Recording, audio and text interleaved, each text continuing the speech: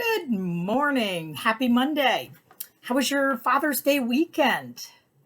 And it's quite a week for me. A few things that I wanted to share with you in regards to some revelations I had this week that I think are pretty cool. Number one is okay, so I have been scared to death of dogs ever since I was a kid. I think I had an encounter with one of the neighbor's dogs. He tried to eat me or something, and that caused a lifelong fear that I slowly have been able to overcome. And there was a time I couldn't walk past a dog park without feeling extremely anxious. And if you ever thought I would go inside a dog park, hell no, it would not happen.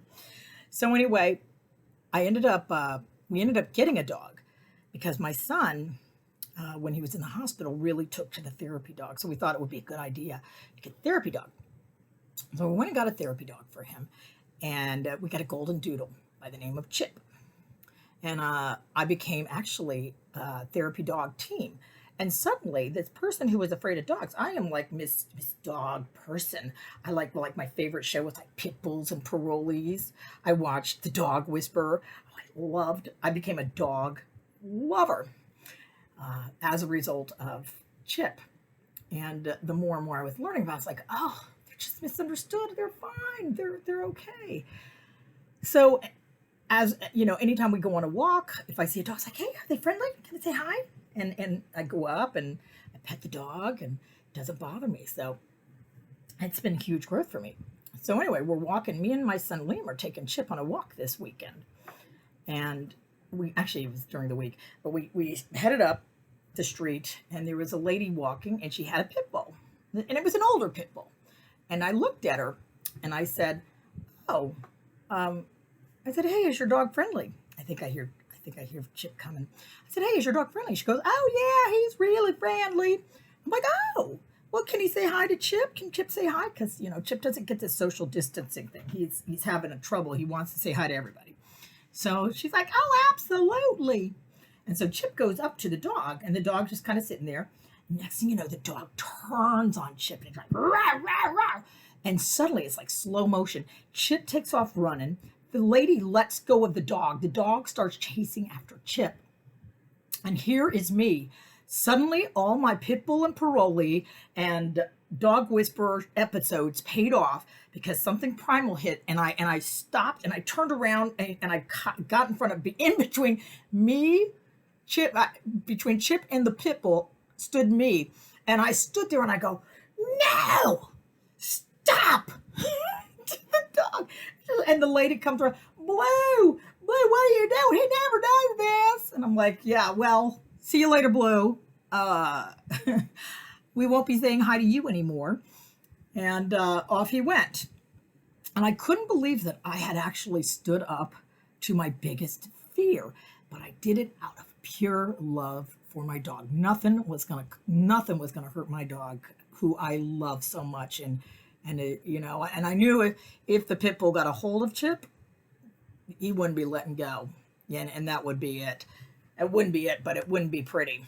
And it would be, if nothing less than a bunch of vet bills and arguments with the neighbors.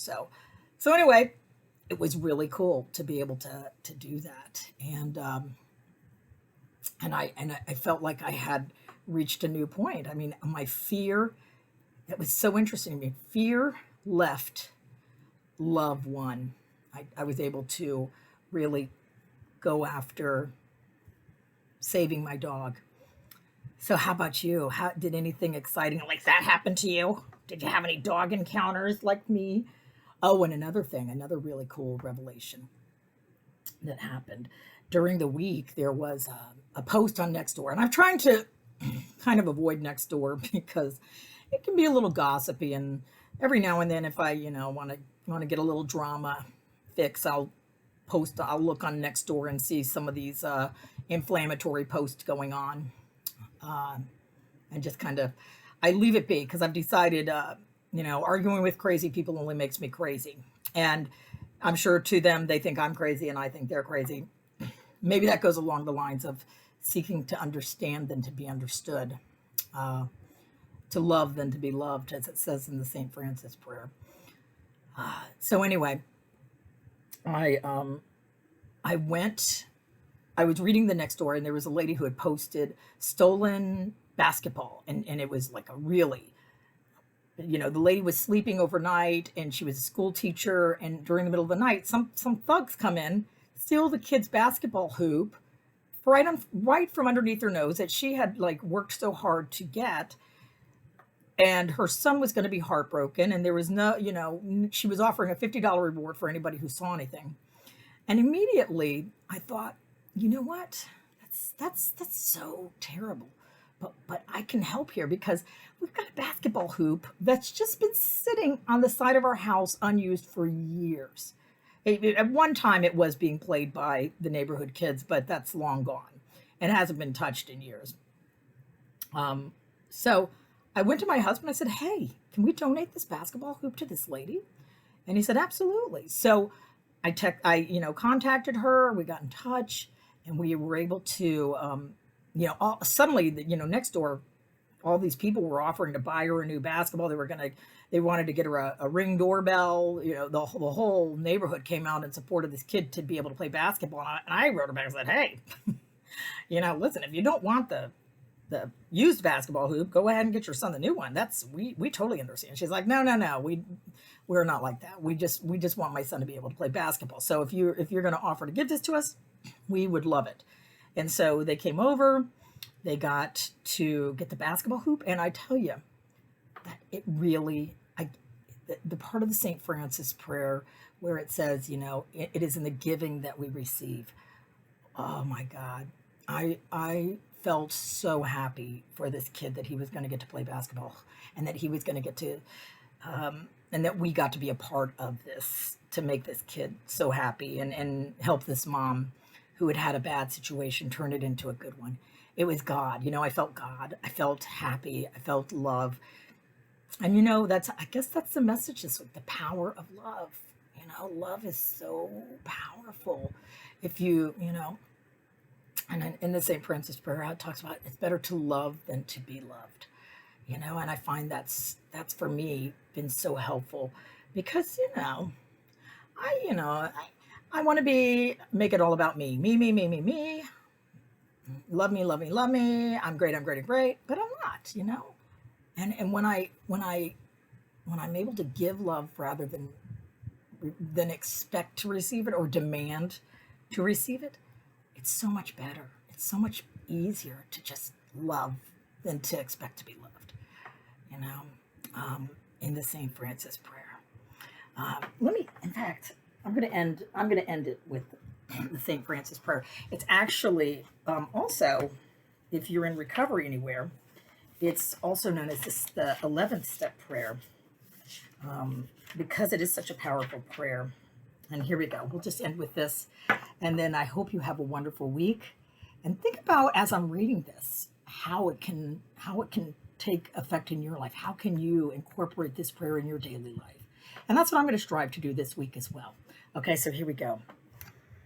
Lord, make me a channel of thy peace, that where there is hatred, I may bring love. That where there is wrong, I may bring the spirit of forgiveness. That where there is discord, I may bring harmony. That where there is error, I may bring truth. That where there is doubt, I may bring faith. That where there is despair, I may bring hope. That where there are shadows, I may bring light. That where there is sadness, I may bring joy. Lord, grant that I may not so much seek to comfort than to be comforted, to understand than to be understood, to love than to be loved. For it is by self-forgetting that one finds, it is by forgiving that one is forgiven, it is by dying that one awakens to eternal life. I hope this is a great way to start your week. Sure is for me. All right. I will talk to you next Monday. Bye.